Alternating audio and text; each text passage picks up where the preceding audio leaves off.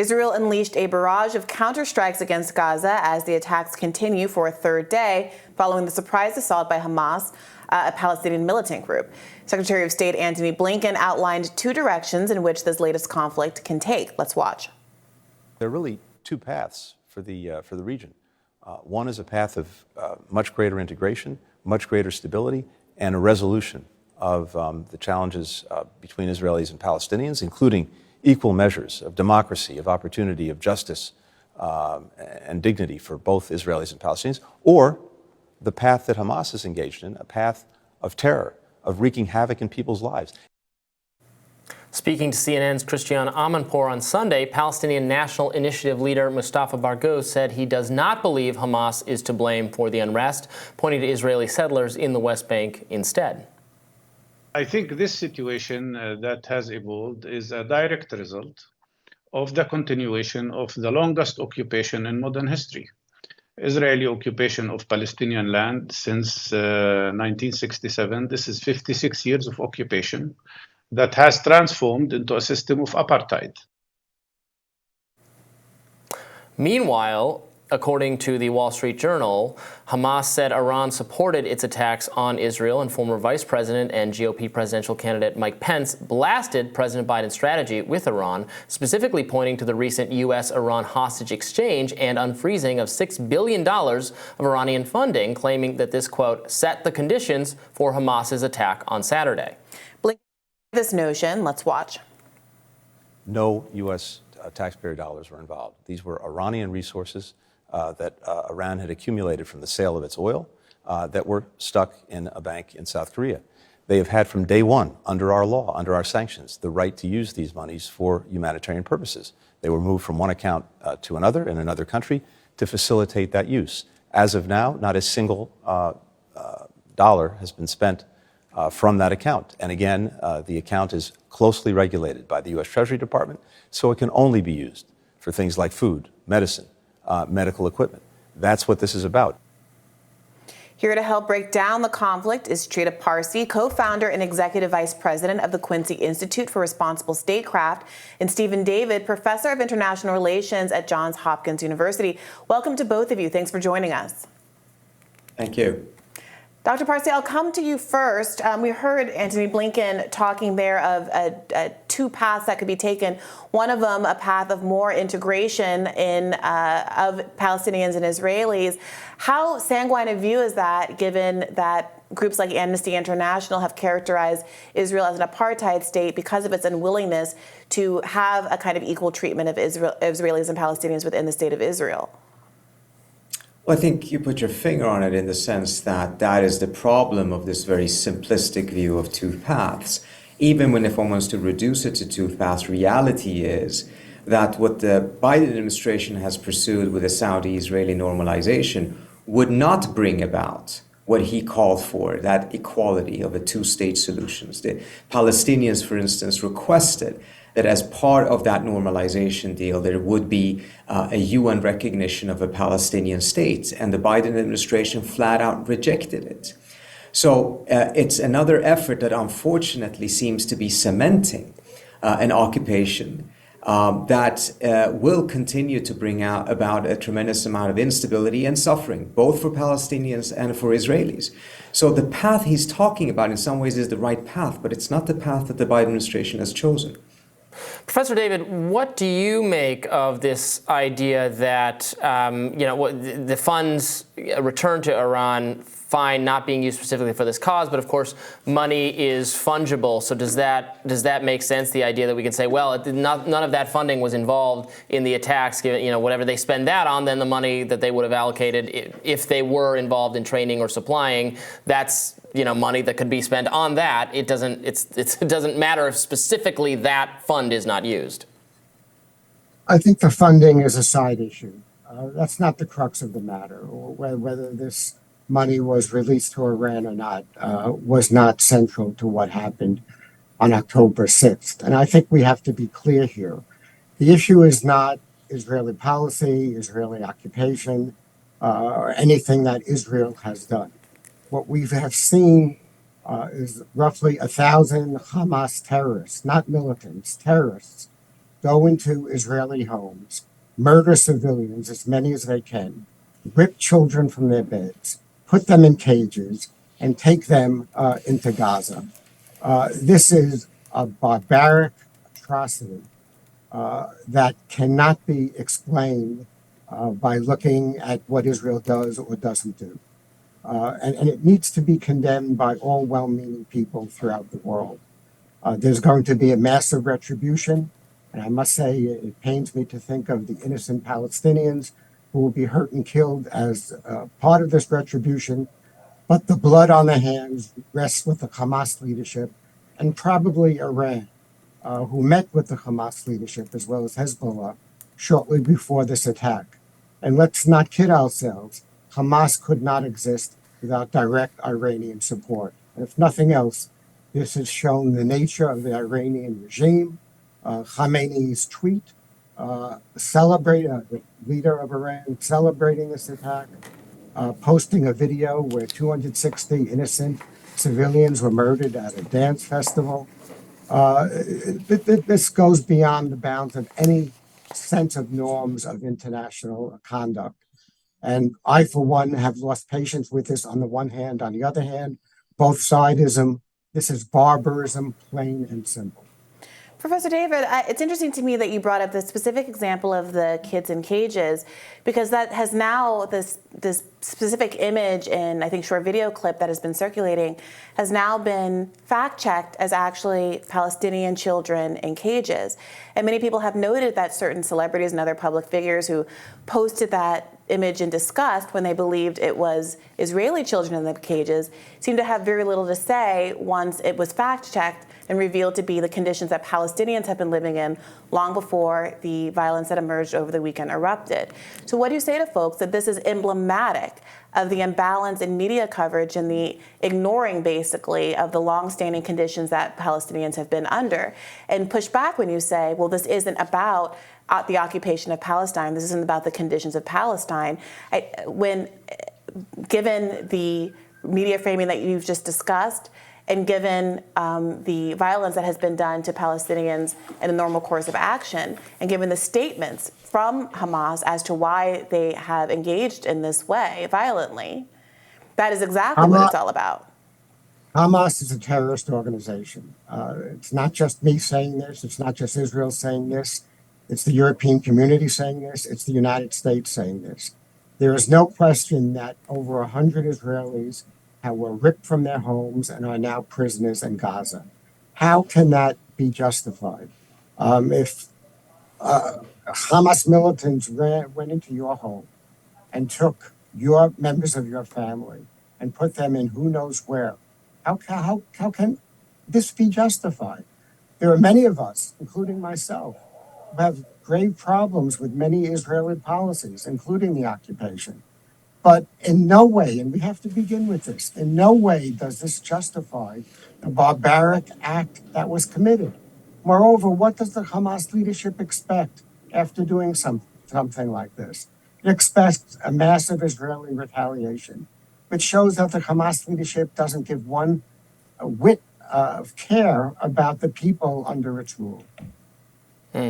Dr. Parsi, what is the reality now for peace talks between Israel and Muslim countries? Obviously, they were in conversation with Saudi Arabia. The retaliatory actions Israel is taking, whether one agrees with them or not, are going to make it harder for countries like Saudi Arabia to negotiate. I presume, and many national security experts are suggesting that is the ultimate goal of Hamas, to delegitimize those conversations. What will it take to keep people at the table working toward peace in good faith, given the reality of everything going on?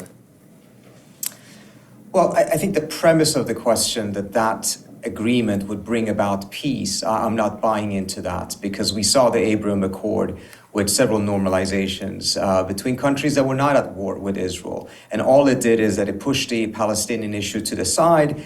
And even though Europe, the United States, many Arab regimes may have forgotten the Palestinians, clearly the Palestinians had not forgotten the Palestinians. So it bounced back in a horrific, horrific way.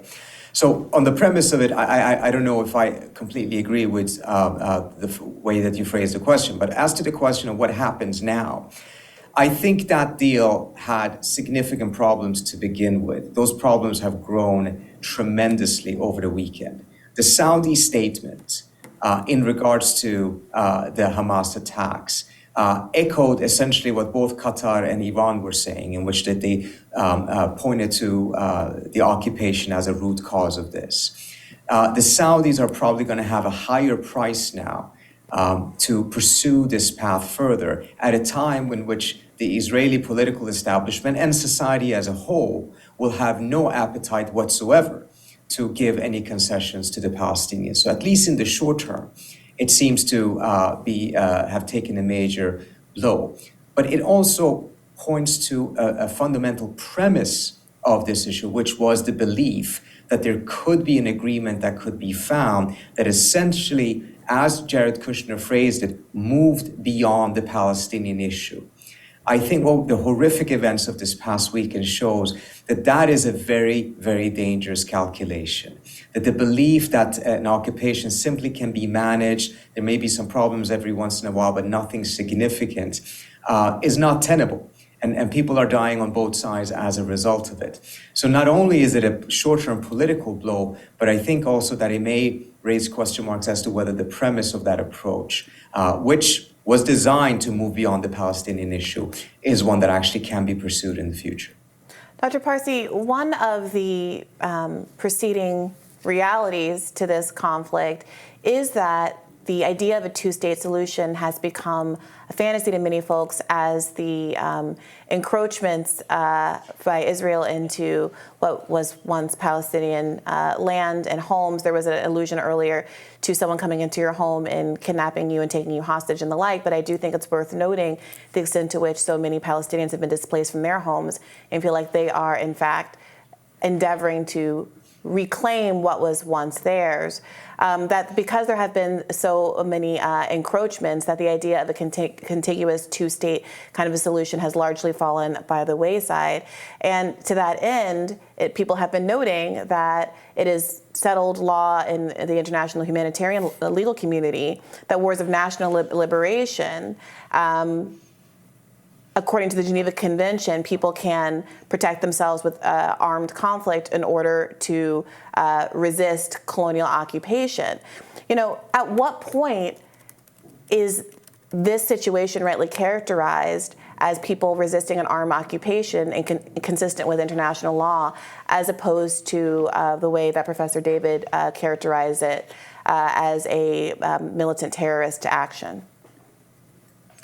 Well, on the one hand, yes, armed struggle and resistance against occupation is permitted by international law. In fact, take a look at how Western countries are addressing Russia's illegal invasion of Ukraine. It's very clear that there is a strong belief that Ukraine has a right to defend itself. But on the other hand, it does not mean that other parts of international law are not also bounding those who resort to violence, which is making sure that they're not engaging in war crimes, not attacking civilians, et cetera, et cetera. On that score, I don't think Hamas holds up particularly well at all, because this is targeting civilians, et cetera. But on the broader issue, again, of this, the belief that one can manage an occupation of another people in the long run and that it will not lead to blow-ups of violence, I think is an extremely dangerous belief that will bring about no security for Israel, no security for the Palestinians.